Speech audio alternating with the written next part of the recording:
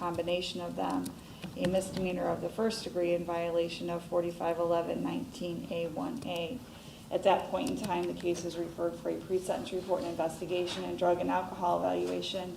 We were originally set for sentencing back on October 16th of last year. The defendant did not appear. He has since been apprehended, and we are here today for purposes of sentencing. Defendant is present with his counsel, Mr. Brett Jordan. Mr. Jordan. Thank you very much, Your Honor. I've had the opportunity to review the pre-sentence report as well as the drug and alcohol assessment. I'll start with that, Judge. As you can see, this case does involve an OVI. After his evaluation, it was determined that he does have a substance abuse issues, specifically with alcohol. There are recommendations for treatment, which would be appropriate in this particular matter. Judge, understanding that he failed to appear, I know that he does, will apologize to the court. Judge, I'd ask that the court would consider one of two options. I'd ask the court to consider a community control sanction with some local incarceration time, followed up by the substance abuse treatment, inpatient and or outpatient, whichever is deemed necessary. If the court does not see that he is fit for community control sanctions, I would ask this honorable court to sentence him to a 9-month sentence. Thank you.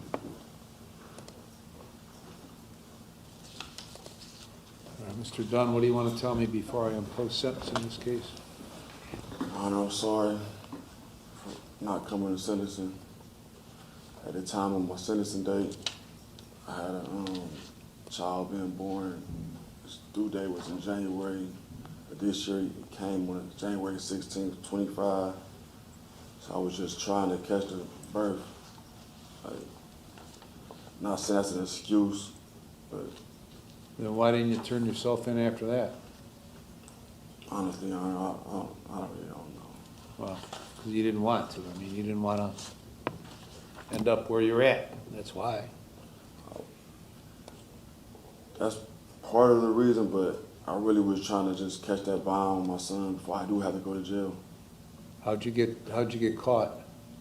U.S. Marshals pulled me over. I was going to the dentist. You have this habit of when you are confronted by police that you run. You do it every time. You did it when the Marshals went and grabbed you up, right? I didn't know who it was, to be honest. They hit my car. The car I was in. They hit the car.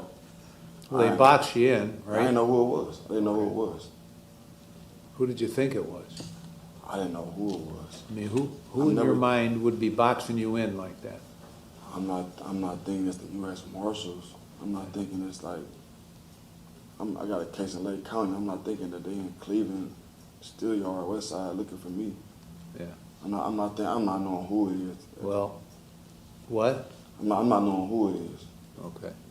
So you don't. I don't want you speaking about this. I just want to make an observation that when you got picked up by the Marshals, there was a lot of stuff in your possession or within your control that's illegal that you're going to have to deal with at another place in Cuyahoga County at some point, I assume. Okay, but the fact is that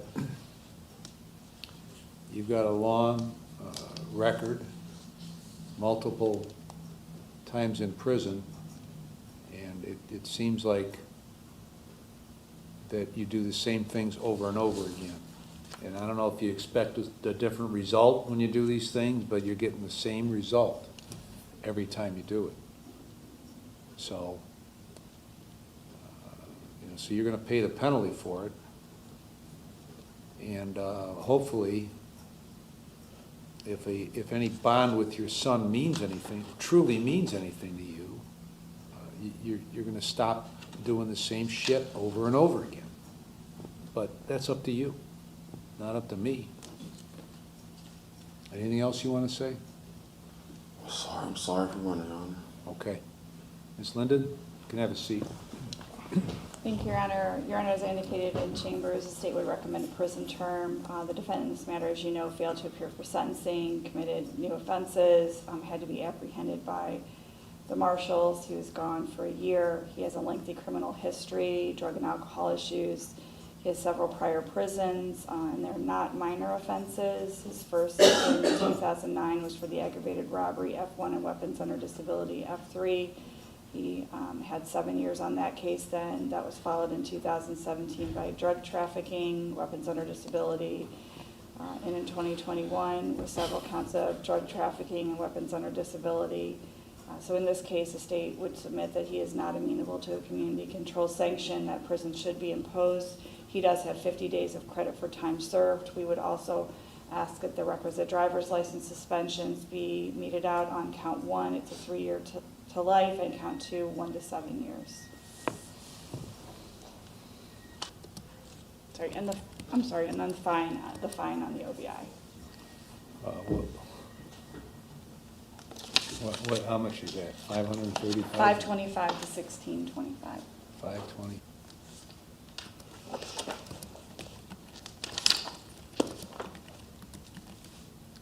Okay, I've reviewed the pre-sentence report and drug and alcohol evaluation. I've listened to Mr. Dunn, listened to counsel. I've considered all the provisions in 29, 29, 11, 12, and 13.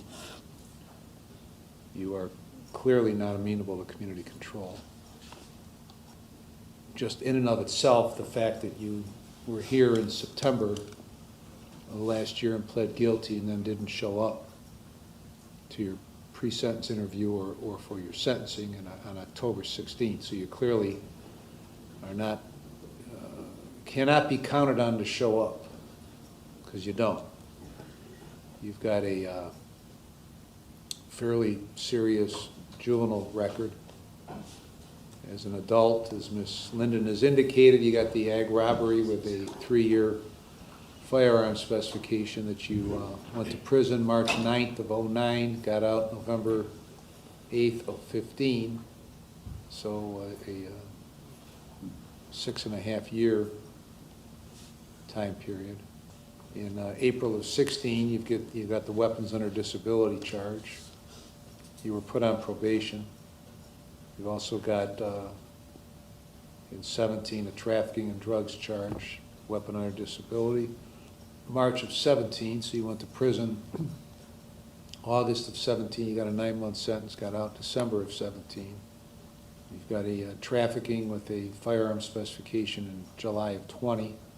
Got a 2-year prison sentence. You were granted judicial release on that, March of 22. Violated, kept you on probation, and eventually just kicked you off of probation in August of 24. August 28th of 24, you got off of your judicial release, community control. This happened in December of 23. So nothing has changed with you. You just keep doing the same thing. So, and then you just don't show up, and you get caught in Cuyahoga by the Marshals, and you're going to apparently face charges there, but that's not my concern. You've also got an OVI in 22 in Parma. You got this OVI in December of 23. You got another one in August of 24. Now, why you escaped the warrant out of this county and when you were in Garfield Heights Muni, I have no idea, but you should have been grabbed up then. If you had got grabbed up then, you wouldn't be dealing with the charges you're going to have in Cuyahoga. So nothing that you've done throughout your juvenile and adult life is working, but you can do whatever you want to do, and I'll do what I need to do. So it's up to you if you're going to change anything or not. In consideration of everything I've talked about, on count 1, I'm going to sentence you to 24 months in prison with credit for 50 days. Count 2, the OVI, 180 days, credit for 50, that's concurrent by statute. The costs are assessed on count 1, a 6-year driver's license suspension. Count 2, a 6-year driver's license suspension and a $525 fine. When you get out, you might be on post-release control for up to 2 years under the parole authority with conditions. If you violate, the parole authority can return you to prison for up to 9 months for each violation, up to 1/2 of my sentence. If your violation is a new felony, you could get an additional consecutive prison sentence for the violation, the maximum of which would be the greater of 12 months or the time left under post-release control. Anything else, Ms. Linden? No, Your Honor, thank you. Mr. Jordan? Nothing further, Your Honor. All right.